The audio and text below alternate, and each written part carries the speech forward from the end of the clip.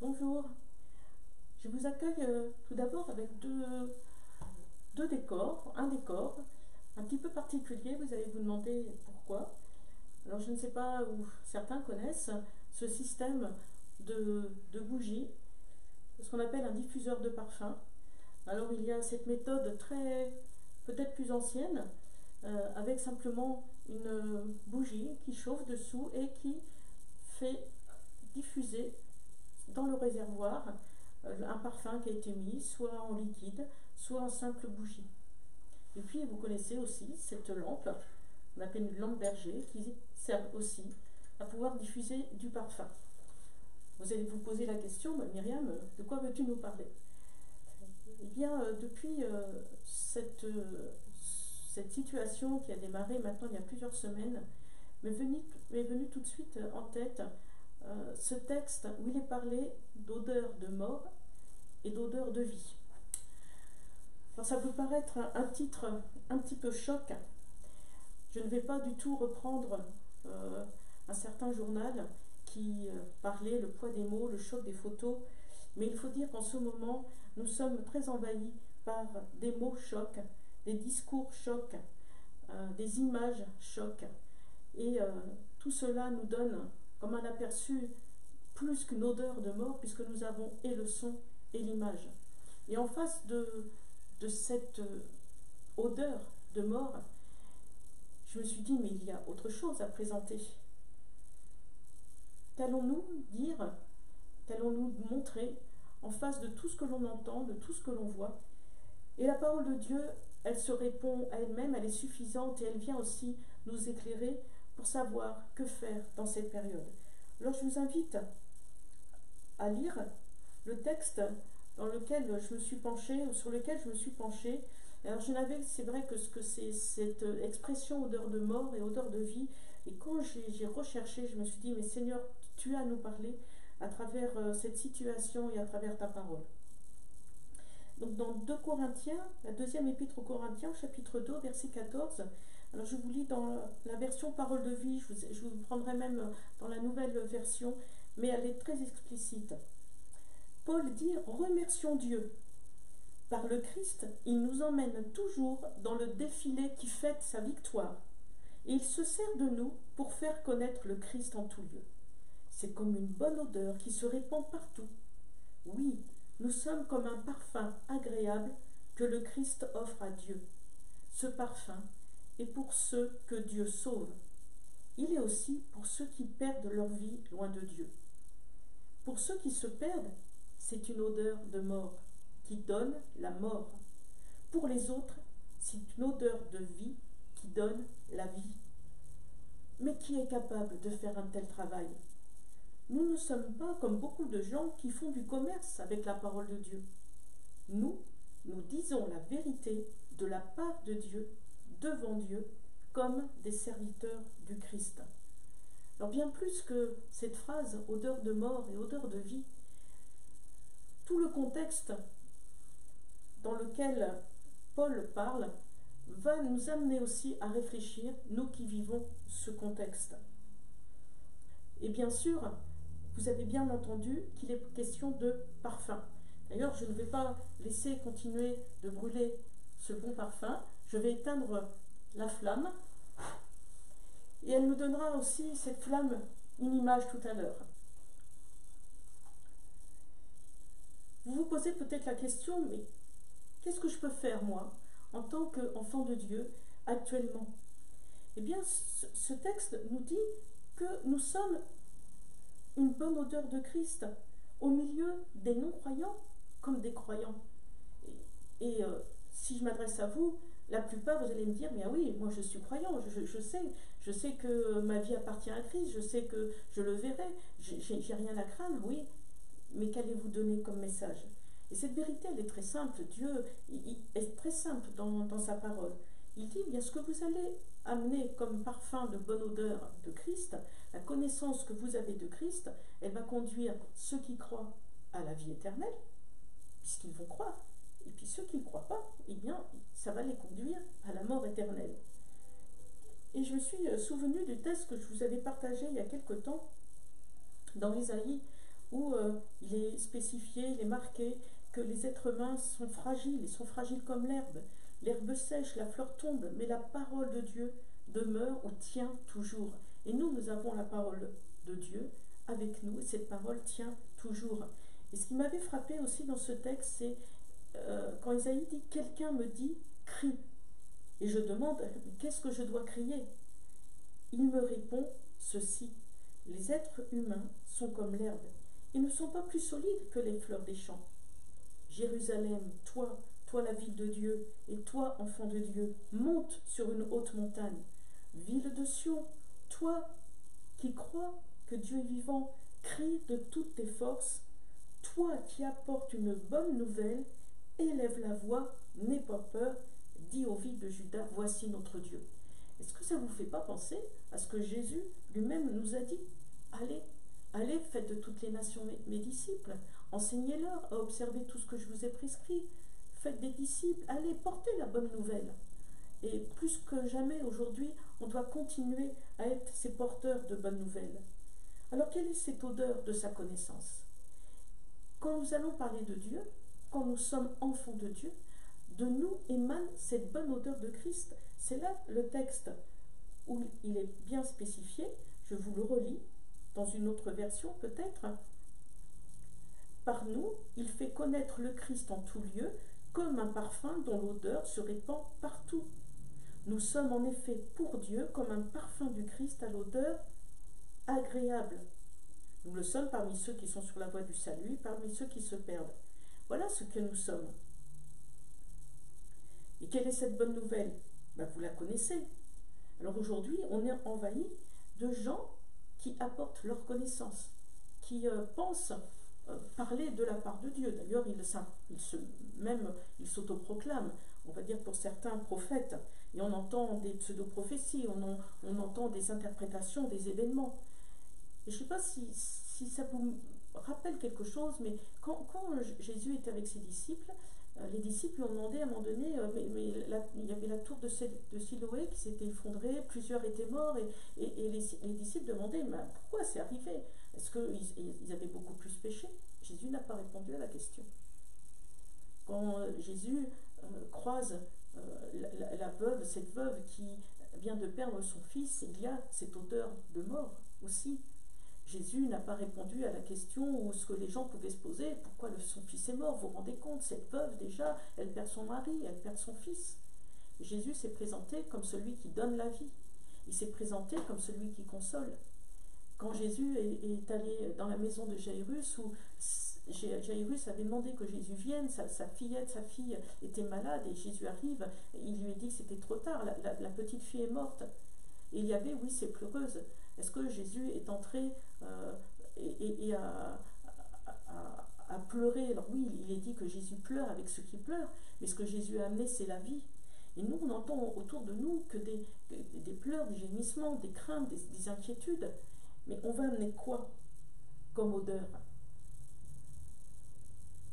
Tout à l'heure, je prenais l'exemple de la lampe, de ce brûle-parfum, et si vous voulez donner une bonne odeur, là où il y a mauvaise odeur, on va vouloir donner une bonne odeur.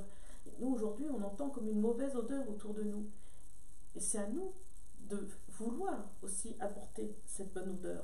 Et vous la connaissez, cette odeur de vie, c'est la bonne nouvelle de Jésus. Et nous avons la connaissance de Christ, et si nous sommes conscients qu'il nous manque quelque chose en ce moment, c'est l'occasion de se rapprocher encore plus de Dieu et de chercher encore plus qui est Christ pour nous, qui est Dieu pour nous. Vous connaissez tous ce verset: Dieu a tellement aimé le monde qu'il a donné Jésus pour que quiconque croit en lui ne meure pas, mais qu'il ait la vie éternelle. Jésus lui-même, avant de quitter ses disciples, leur a dit que votre cœur ne se trouble pas. Croyez en Dieu, croyez en moi.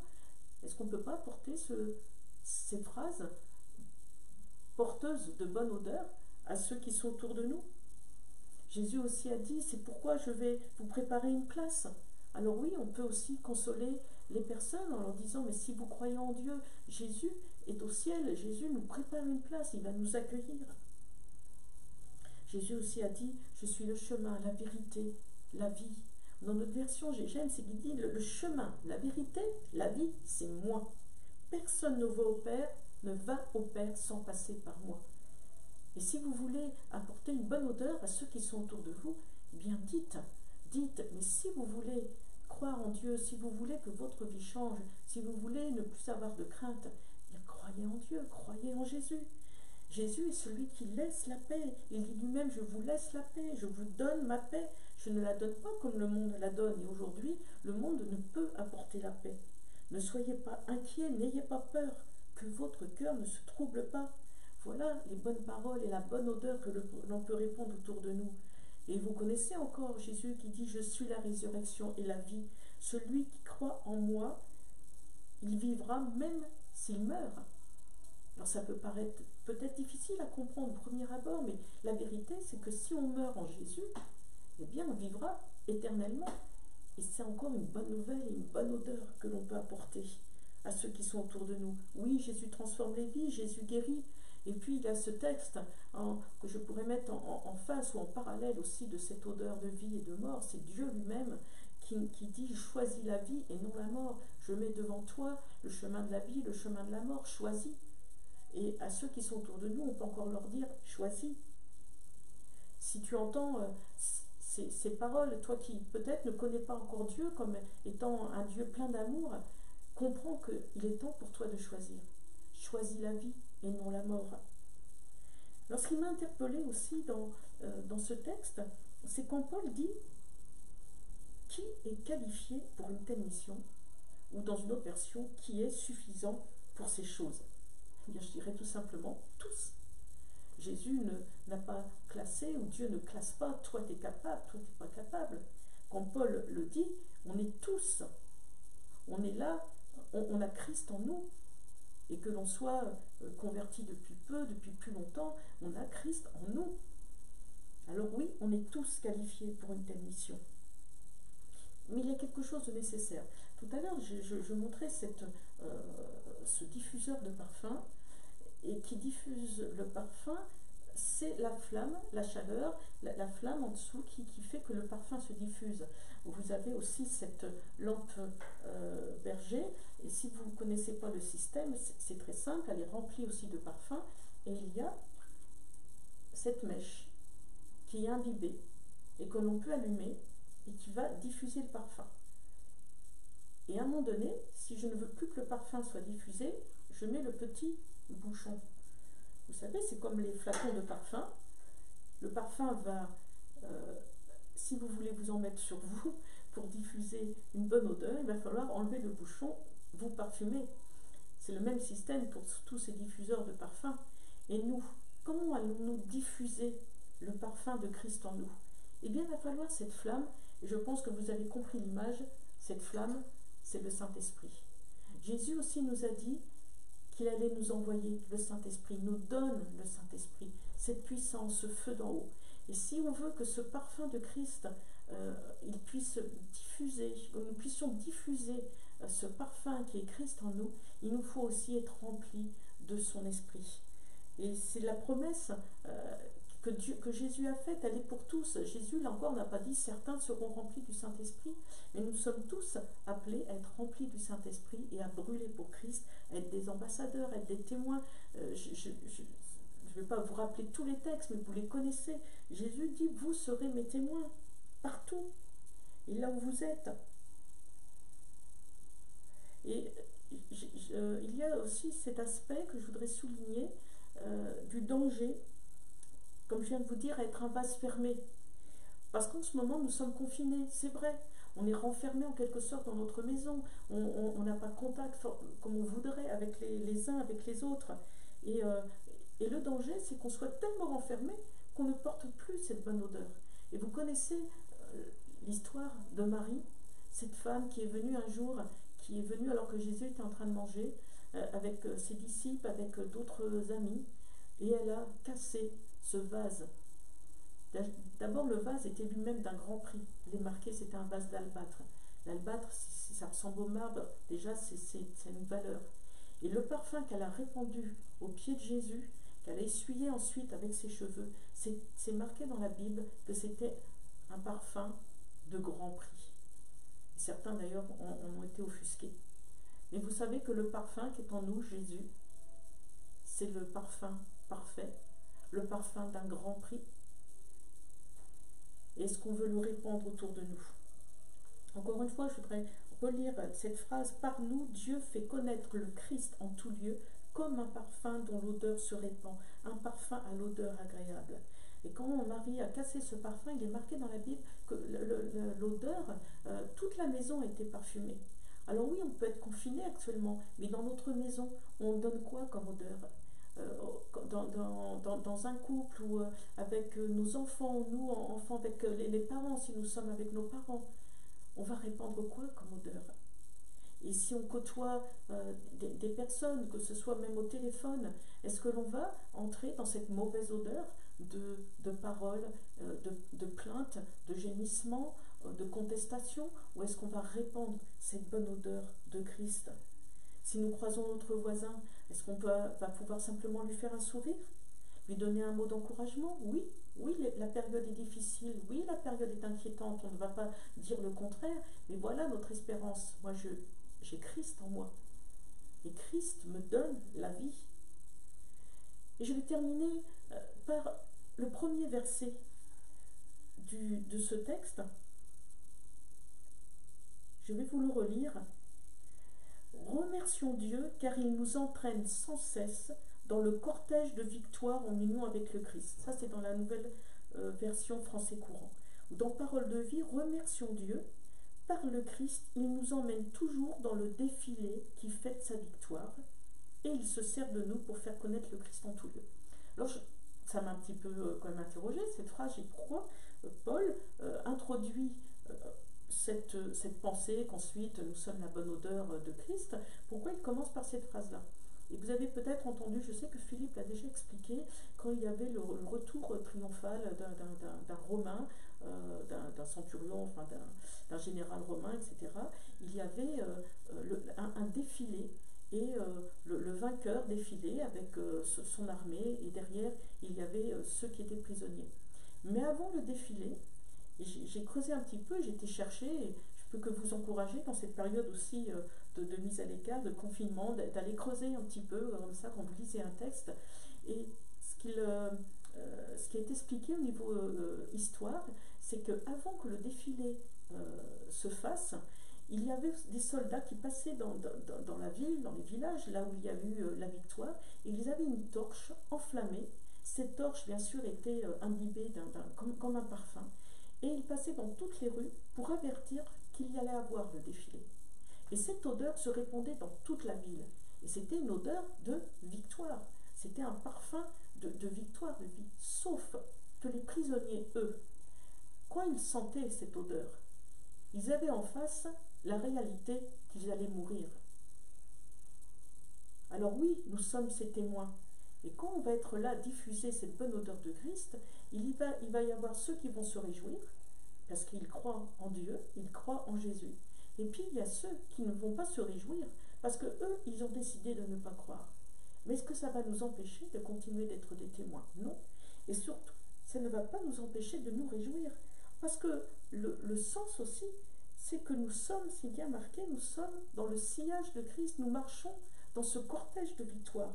On vient juste de fêter Pâques, on vient juste de se souvenir que Jésus est mort pour le pardon de nos péchés, mais aussi qu'il est ressuscité, que la mort a été vaincue. Jésus vit, Jésus est la vie, et la vie qu'il nous donne, c'est une vie aussi de victoire, et une vie dans laquelle on se réjouit d'appartenir à Christ, et on se réjouit parce qu'un jour, nous serons avec lui dans le ciel.